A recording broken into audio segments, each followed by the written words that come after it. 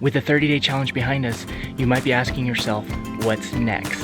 Well, I'm excited to announce to you today our next chapter for the grass-fed homestead, getting started with chickens.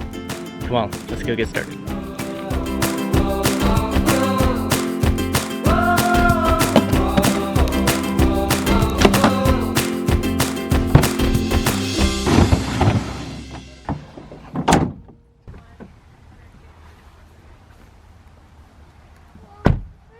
So I thought, what better way to start our new journey into chickens than processing a bunch of broilers? I made the drive over to my friend's house, Rob and Molly, and they run a small farm called Amiable Acres. And today they're processing 100 broilers for market. We personally purchase our broilers from Rob and Molly, and I thought it'd be very appropriate for me to come down and give them a hand and take part of our own food chain. So Rob, thanks for let me come out here today. You're welcome. And thanks for coming to help. Yeah, absolutely. So I have a confession. I have never killed an animal before, especially for meat. I've never hunted. I've never done any of that stuff before. And I know it's a real important part of homesteading is taking control of our own food and taking responsibility and ownership of the livestock all the way through the end, the process of getting it, raising it, slaughtering, butchering, and cooking. So and I felt it was really important for me to go through this, and I needed somebody that had experience to walk me through it, so I really appreciate you doing that for me. So you want to go get some birds and give it a try? Let's get some more. All right.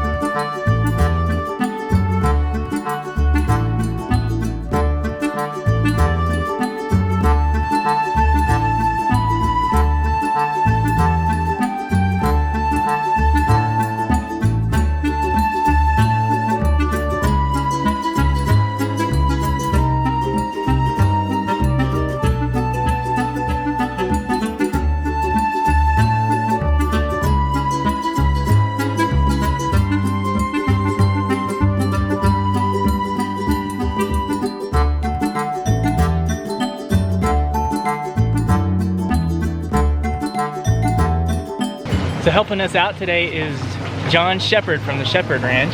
Hello. And it's a funny story. We were looking for a chicken breeder, and we just so happened to find John's website a few days ago, and we were talking to him on the phone, and here we are today processing chickens together. Good fun, huh? Yeah. So do you want to tell them real quick about the Sheppard Ranch? Sure. You know, we're a small farm. We do hogs, lamb, and eggs and chickens, and you know, just really all non-GMO. We really just love what we're doing, and kind of your typical sustainable small farm, trying to do the beyond organic thing, and just raising animals the way they're supposed to be raised. Cool. Yeah. So how'd you get into chicken breeding? Oh, it kind of just fell into it. You know, we started with one or two, and then we wanted something a little different, and then, you know, once we found something a little different, we found they were kind of hard to get, so we said, well, you know, why don't we breed this particular line? And then you know, one thing rolls into another, and we do pretty much 4 different main breeds now. We do Americanas, we do the black and blue copper Morans, we have a true heritage Rhode Island red, kind of what the bird was back when it was developed. And then we just started this year and haven't even started hatching them out yet, but it's, I'm going to butcher the name, Ayam Samani. It's an Indonesian bird. It's kind of the all black, evil looking chicken. You know, when you come on up, we'll show them to you. They're something pretty different and hard to find. So that's kind of our thing, is we try to do lower quantity, higher quality, and that's really, you know, in a nutshell what we're about. Awesome. So we'll come out to the Sheppard Ranch maybe next weekend or so. All right, we'd love to have you. Awesome. Yeah. Cool. Thanks, John. All righty.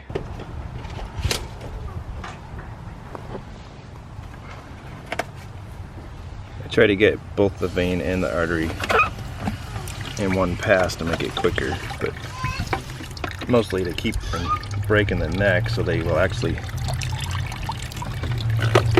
have the blood pump out instead of, we scald them for about 40 seconds. What's the heat on the scalder? About 150 degrees. maybe a little over. You don't want too much because then you cook the skin and the feathers don't come off right. The skin does. And the scalding, it opens the skin, I guess, enough to where the feathers come out easily. Is that Right. the way to say it? Right. Okay. But you got to kind of keep them moving in the water so that it penetrates under the feathers to the skin. Makes the legs peel too, so that you can use them for soups and stuff. You know, the skin's done enough when the legs peel a little bit like that. This picker can also do 4 birds at a time. 2 to 4 is about. I've done them, but the I'm best. sure You my can do more, but not the same, so I don't recommend it.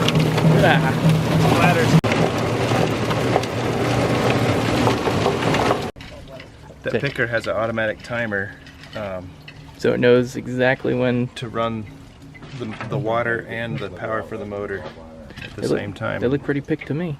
They're nice and clean. Plucked. Pop it open, then it comes off easier. Kind of stretches the joint open a little bit.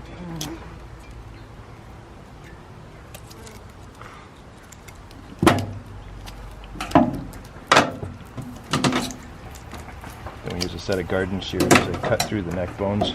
So you don't dull your knife again.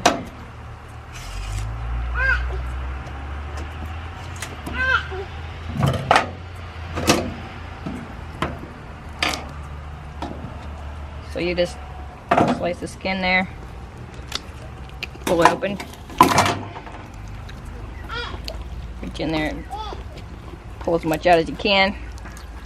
We save the hearts and livers. And spleens for our daughter. We need extra for her. Yeah, that's the spleen. You gotta make sure you get the gallbladder off carefully, otherwise it pops and makes a green splattery mess. Pretty much spoils the meat, doesn't it? Yeah. Definitely discolors it.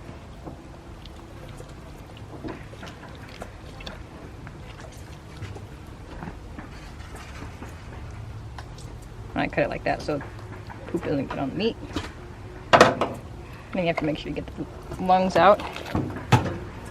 And for that you scoop sideways with your finger. In between the ribs. Slide down the ribs and then the lungs come out. And then you cut off the little scent gland. I beat you on some of those. And then you rinse it.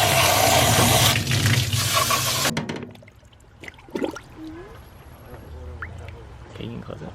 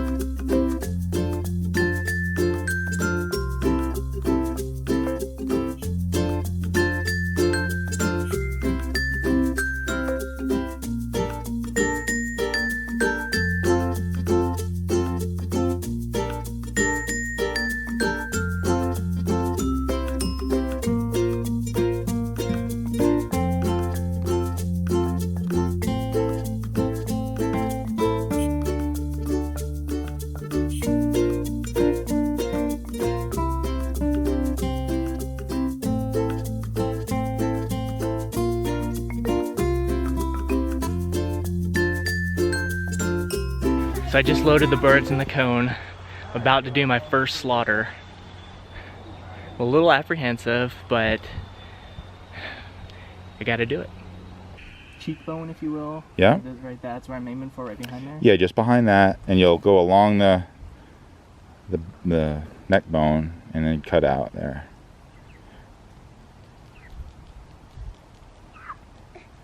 Just push it in now. And flip the knife the other way so the back side's going to go against the spine, yeah.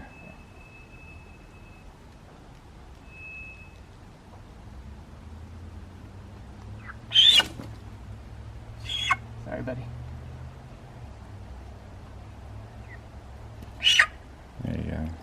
And you got it? Yep. Did I get it enough? You got it? or- Yeah. I think you may have gotten one of there's two, but it's going to Okay. do the job. Should be okay. My heart's beating a little bit. My heart's going a little bit fast, so. All right, did it. So Rob, obviously you do pastured poultry. Right.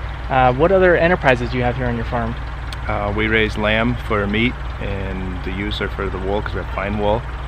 And we have honeybees for pollinating in our garden, and we do produce. We have a fair-sized produce garden. You want to show me the garden? Sure. All right.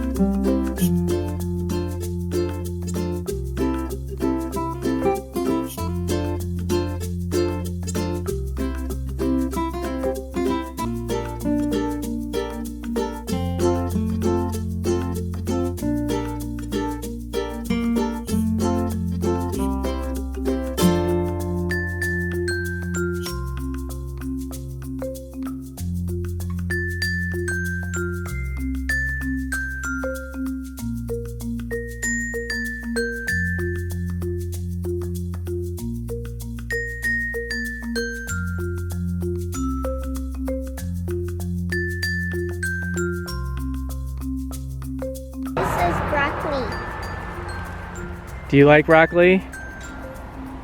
Oh, I like it. You do like it? Yeah. Good. So if you guys remember back to our first video, I talked about getting mulch for our garden bed, and I never did it. But Rob has so graciously offered me some of his wood mulch. He has a little bit of it here.